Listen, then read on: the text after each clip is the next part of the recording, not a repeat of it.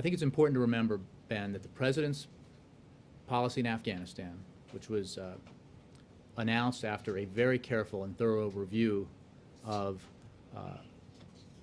a war there that had, under the previous administration, begun to drift, that lacked a coherent set of priorities and goals, has been to focus on our number one priority, which is to disrupt, dismantle, and defeat al-qaida.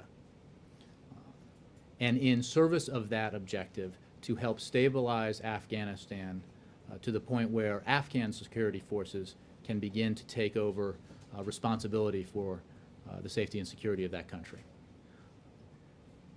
Because, after all, there is one reason why U.S. forces were sent to Afghanistan, and that is because the United States was attacked on September 11, 2001, in a plot that was hatched in Afghanistan by al-Qaeda leaders.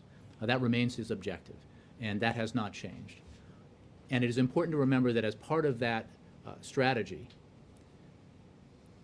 the President has been, and ISAF forces have been, drawing down already. After the surge in forces have been drawing down, as announced previously. And that will continue.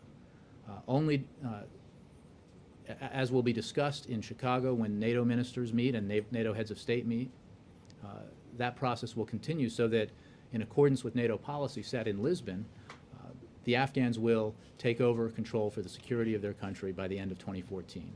The pace of that withdrawal will depend on a variety of factors that will certainly be discussed in Chicago, at the NATO meeting, and will be discussed running up to Chicago and in the aftermath of Chicago. And it will be determined by a variety of factors related to the situation on the ground. But it is important in the aftermath of this terrible and tragic incident to remember why we are there and what our objectives are in terms of the United States national security.